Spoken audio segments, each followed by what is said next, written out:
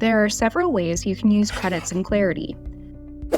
When your subscription starts, you'll notice all contact information icons are grayed out.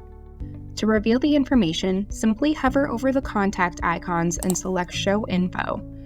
The icons will turn green, indicating that you've used a credit to access those details. To reveal multiple credits at once, select the desired records and click the eyeball icon. A pop-up window will display the number of credits required to move forward. Click Reveal, and all icons will turn green.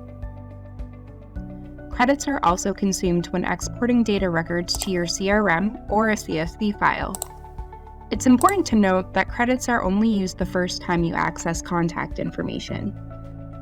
Once a team member accesses the data, it becomes available to the entire team without consuming additional credits. Exporting previously revealed information won't require extra credits either.